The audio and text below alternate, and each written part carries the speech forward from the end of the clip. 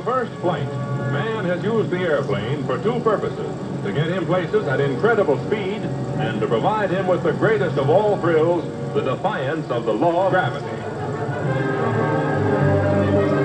Today, in an era of jet planes and world-circling hops, the spirit of the old-time barnstormer, who thrived when flying was a novelty, is far from dead.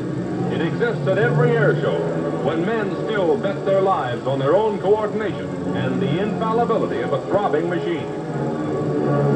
It exists at air races, too, where pilots make the same wager and sometimes lose. But for the real flavor of barnstorming, we must turn back to the 1910s and early 1920s. The newsreel cameraman, balancing precariously on old chicken wire and canvas crates, was as much a daredevil as the daredevil himself. In those days, rickety planes, many from World War I, were used for every conceivable kind of stunt. Here, high above Manhattan, one becomes a prize ring. What a place to land a haymaker. Bathing beauties, too, took to the airways. Imagine the present Miss America making a dive like this. In this period of flaming youth, no young lady was more daring than 19-year-old Lillian Boyer. Lillian thought nothing of hanging by her feet. Then, as the wind whipped about her, by a single foot.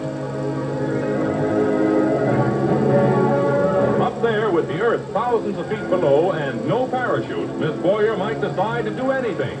She's hurtling into space. Now it's, look, Mom, no hands, as she hangs by her teeth.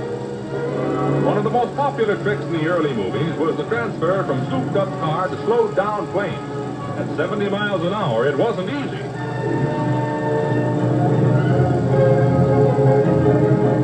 Here's a fellow with a lot of drag. On the Barnstormer's airliner, the lower berth wasn't too comfortable. When a daredevil went for a joyride, his view of the scenery looked like this. Because the cockpit might be stuffy, he often rode the wheel.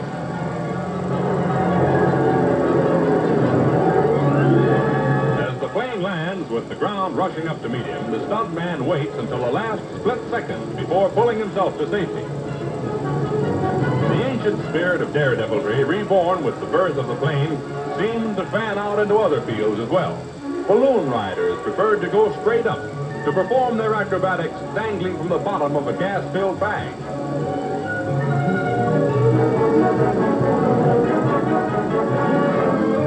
These five gentlemen chose the quick way down. They use parachutes, but just to prove they're not sissies, they land in the water, heavy gear and all. But everything's under control. They've got one boat to pick them all up. Back in the roaring 20s, daredevils started young. Mildred Unger was 10 years old when she put away her dolls to go joyriding, standing upright on top of a big balloon. On her swaying perch, the little girl headed skyward without even a guy rope to grasp. Californians shuddered as she drifted 2,000 feet above Los Angeles, but Mildred thought the ride was fine. Among the most daring of the daredevils is the inventor. This one has a gadget to make ice skaters rocket propel. Ready, set. Here's one idea that really backfired. But try again. Ouch! Now a French genius with a glider he claims can take off from a standing start. Look at the spot he's picked for the test hop. Bon voyage. Believe it or not, he's not hurt a bit. Oh well, back to the old drawing board. A human being can stand only so much wear and tear unless he's one of the indestructible men. Take this Texan who's dragged in a straitjacket behind a car at 40 miles an hour. The idea is to remove the jacket before friction removes the seat of your pants. Some like it cold. New Jersey's Eddie Jameson's right at home when he's inside an ice cake like a frozen herring for hours at a time.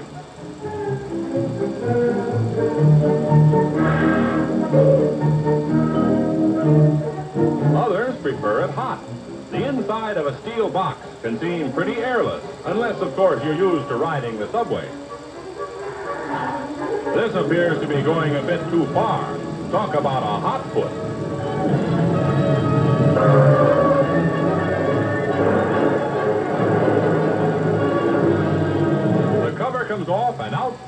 the great Marvelo. A little oven baked, but otherwise just dandy.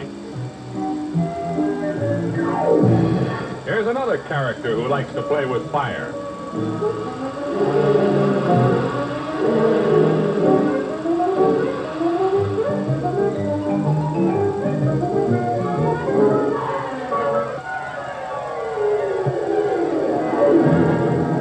A trick like this one makes some stuntmen feel good, but it makes him feel like the devil. Meet a latter-day Hercules who has his own remedy for breaking up a chest cold. The men really get into the swing of things. Hercules is hopeful that the slab of concrete breaks before he does. Whoops! Hold it! Yes, sir, it's sometimes hot work being an indestructible man. Human flies are perfectly destructible, but they don't seem to know it, as they dangle in midair with their heads in the clouds and their feet in a crack on the side of a skyscraper. This gentleman took his morning warm-up on a narrow cornice while performing for war relief in World War I. It's amazing how much pep you have after just a few exercises. Back in 1917, when it was considered patriotic to wear bunting, J.P. Linthicum got so good at scaling buildings that he tried it blindfolded. While the crowd gasped, Linthicum scrambled up the sheer face of a 14-floor structure entirely by his sense of feel.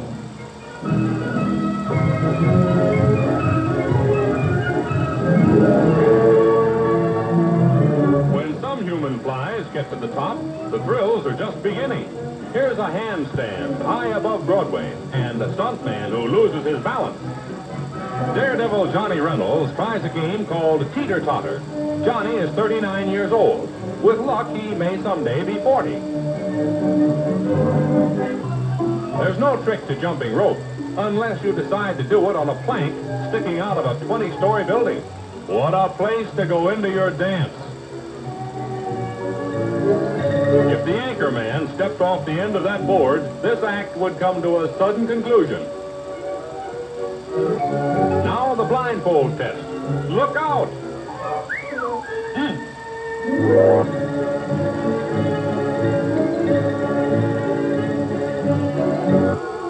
You've got to have a strong mind to pull a stunt like this.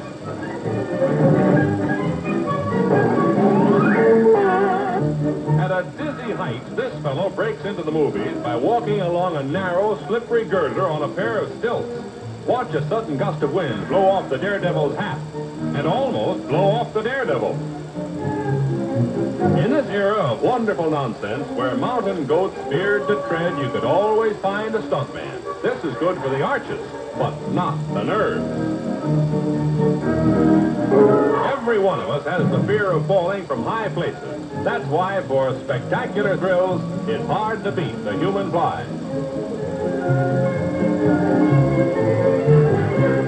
Bridge acrobats prefer to do their work over the water. This Frenchman picks a span rising 200 feet above the Seine. That's 65 feet higher than the Brooklyn Bridge. He goes through his stunts, then slowly as in a nightmare, his feet slip from the trapeze. Mr. Coffee Nerves isn't even jarred. Ho, ho, ho. Another bridge, another jumper. Notice how the acrobat waves his arms to guide his hurtling body. In a dive like this, you've got to land just right to live. Of all the daredevils, the ones that take the biggest risks are the crack-up champions. They'll tackle anything to the tune of crumbling stone, splintering wood, tearing metal, and shattering glass.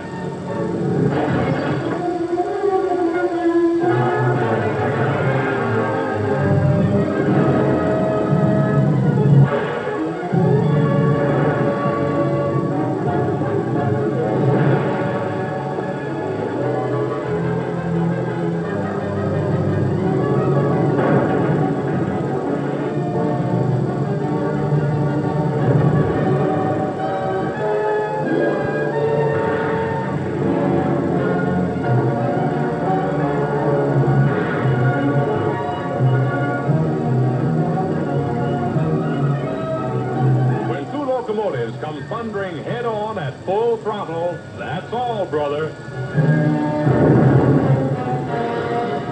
That's the the top in spills and chills.